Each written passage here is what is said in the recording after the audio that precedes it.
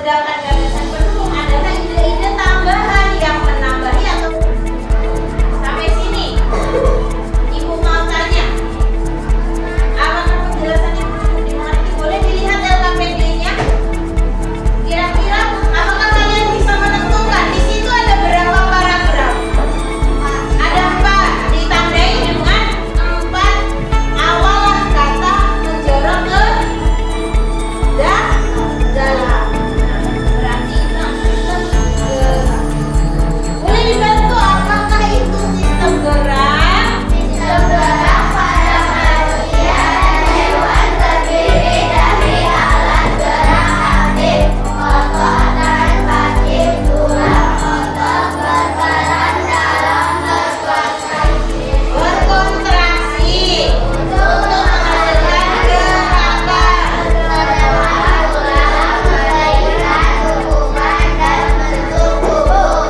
Sistem gerak ini bekerja sama untuk memungkinkan berbagai jenis pergerakan baik pada manusia maupun hewan. Sistem gerak pada manusia dan hewan terdiri dari 2, yaitu gerak aktif dan gerak pasif. Alat gerak aktif itu berupa otot. Kalian boleh amati di badan kalian bisa terlihat ada otot-otot. Bagaimana kelas 5? Bisa diterima penjelasan Ibu? Cukup bisa diketahui kalau sistem gerak kita ini ada nggak sih di tubuh kita? Ada nggak kira-kira di tubuh kalian? Ada. Ada. Oke.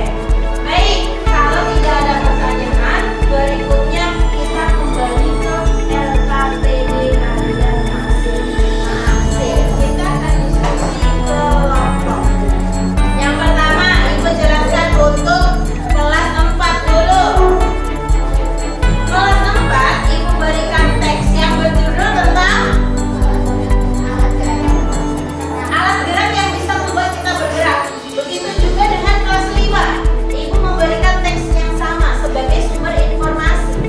Bedanya adalah kelas 4 dari teks tersebut kalian identifikasi. Tadi katanya ada berapa paragraf?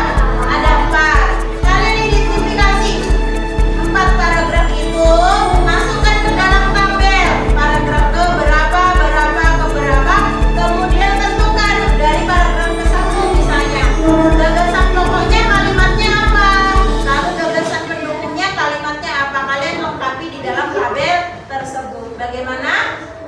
Bisa didiskusikan dengan teman, jangan bekerja sendiri.